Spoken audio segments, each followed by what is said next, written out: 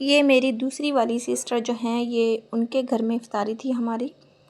और यहाँ पर माशाल्लाह से सब कुछ ही था। जैसे कि आपको पता है कि ये समोसे और पकोड़े तो लाजमी होते हैं ना हर इफ्तारी में।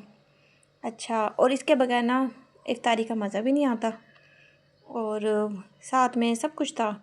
तो यहाँ पर ना ये सब पहले भी दिखाया था आपको कि जब हम अब्बू के घर गए थे तब भी हम लोगों ने ना प्लेटें ही बनाई थी, और अब भी हमने प्लेटें ही बनाई हैं। तो इस तरह ना ठीक रह जाता है।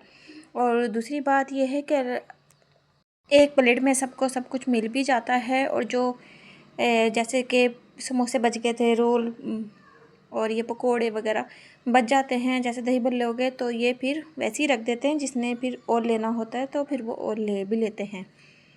तो यहाँ पर ये लोग प्लेटें बना रही थी। और यहाँ पर जो बच्ची से मैंने कहा था कि आप ना मेरी वीडियो बना रहे ना, और मैं ज़रा ना फ्राई कर रही थी समोसे वगैरह, तो ये बच्चियों ने मेरी वीडियो बनाई थी।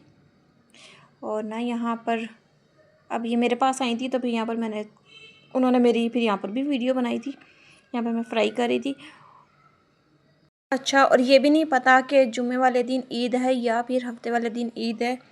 तो देखो क्या बनता है। आज आखिरी रोज़ा भी हो सकता है और कल भी रोज़ा हो सकता है। देखो ये तो मगरिब के बाद ही पता चलेगा कि कल को ईद है या नहीं।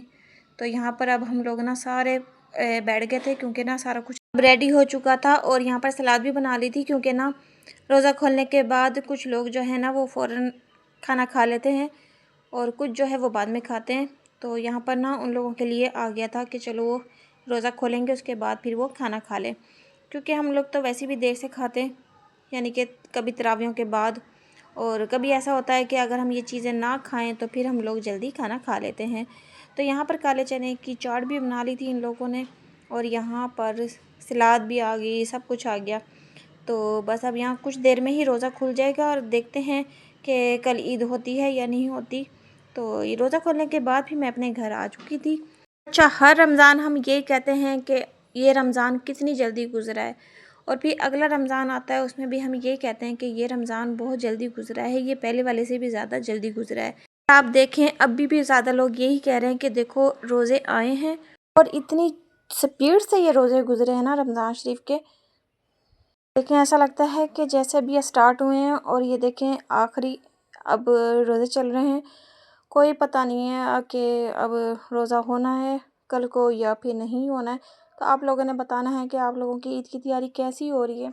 हमारी तो तकरीबन हो चुकी थी, क्योंकि पहले से हम लोग ना कर लेते हैं तैयारी। अच्छा, यहाँ पर मौसम माशाल्लाह इस कदर अच्छा हो रहा है।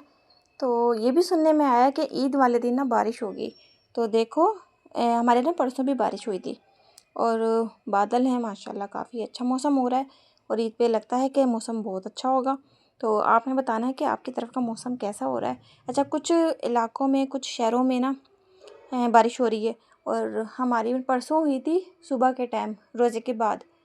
और इतनी ज़्यादा नहीं थी, बस ठीक थी, हो रही थी, और उसके बाद फिर नहीं हुई है।